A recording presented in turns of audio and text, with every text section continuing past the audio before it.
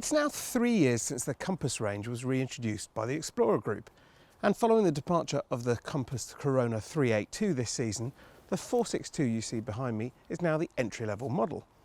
Now it's just over £17,000, which is quite a lot for an entry-level model, but you do get an awful lot of kit on it. We've got Alco AKS hitch stabiliser, ATC trailer control, shock absorbers and a secure wheel lock receiver to go behind that alloy wheel. There's also a satellite point inside the battery box, which is on the offside along with all the other services. That's about it for the exterior though. We haven't got a gas barbecue point, an external socket or an awning warmer. However, there is plenty more to see once we step inside. You can tell that this caravan has been designed with long-term caravanners in mind. It really is a pleasant space to spend a lot of time. These sofas are comfy if I'm sitting on them conventionally, but if I'd like to recline more, well, they're designed to accommodate that. There are these rather neat cushions that fold over the front shelf to provide a really good backrest. But perhaps most significant is the amount of storage in here. Above me, there are 6 large overhead lockers, some of them shelved, some of them not, and all of them with positive catches. Underneath, there are 2 huge voids beneath the beds. They're accessible from the inside via drop-down flaps, again using positive catches, although it does seem a bit of a shame that there's no external access, particularly over there on the near side where it's a completely uncluttered space. In fact, the only external locker you'll find is the large front gas locker. At night, you can use these sofas as single beds. They're plenty wide enough and they're 5 foot 10 inches long, so as long as you're not overly tall, they should be pretty comfortable. What they do, however, is turn into a massive double bed. Simply pull out the slats under the front chest, slide down the cushions, and it measures a whopping 6 foot 6 by 4 foot 8. So that should be plenty big enough for even the biggest caravanner. The one thing we haven't mentioned yet is a true highlight of this van, and that's overhead, the Stargazer roof light, which measures pretty much the entire length of the van, particularly when you take in the little mini hecky at the end. It's got a rather nice LED backlit surround, embossed with compass, and it's a particularly nice detail. In a world where we're increasingly seduced by the idea of a fixed bed, it's easy to forget just how much space you get when you go for a conventional make-up bed, particularly in a 2-berth van such as this.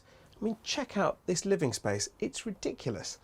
We've got a colossal kitchen area, no need for a worktop flat because there's masses of nice clear worktop space, a huge stainless steel sink, I mean, properly domestic sized, and of course the obligatory dual fuel hob and separate oven and grill. Good sized fridge, some drawers alongside, and a little cutlery drawer above. And overhead, these 2 enormous cupboards, again with rather nice positive latches. Although I do quite like this elm wood finish, it's good to see that Compass has noticed that there's an awful lot of it and put this rather nice wavy detail here just to break up that space. Over here on this side, talking of space, well, we've got a simply colossal sideboard with a massive worktop above, an ideal place to put your TV, which is why we've got the relevant sockets there. Above that, there's a microwave, perfectly sited at chest height, nice and safe for when you're taking out hot things, and a little cupboard above it. Apart from the fact that I could do with a bit more light in here, there's very little to complain about in this bathroom. We've got a frosted window, a heated towel rail, which of course tells us that this van has Aldi wet central heating, a proper luxury item. And we've got a large, luxurious looking, separate circular shower cubicle. Over here, a decent sized sink with a little cabinet beneath. But the pièce de résistance has to be this. Just about the biggest wardrobe you're going to find in a caravan. 2 hanging rails, 1 large one above, 1 small one beneath, a couple of drawers, a couple of shelves, and, rather neatly, the storage for the table. And it's done in a way that means you can still get at it even when the wardrobe is absolutely full of clothing. And it's not that heavy, so having to lug it forward to the lounge isn't too much of an issue. But I think one of the things that will stay with me about this van is how well it's been designed for the people who are going to use it and how they're going to use it. Just take going outside. I've just come out the bathroom, check I'm looking okay in the mirror, not too bad, grab my car keys, grab my coat from the coat hook and step outside. Amazingly, for a van of this size and with this much storage, the MT-PLM is a very towable 1234 kilos. I must say if it was me, I'd be tempted to uprate it to 1300 to give you a much more generous payload. Do that, and as long as you don't mind making the bed up each night, it's really hard to find fault with this van.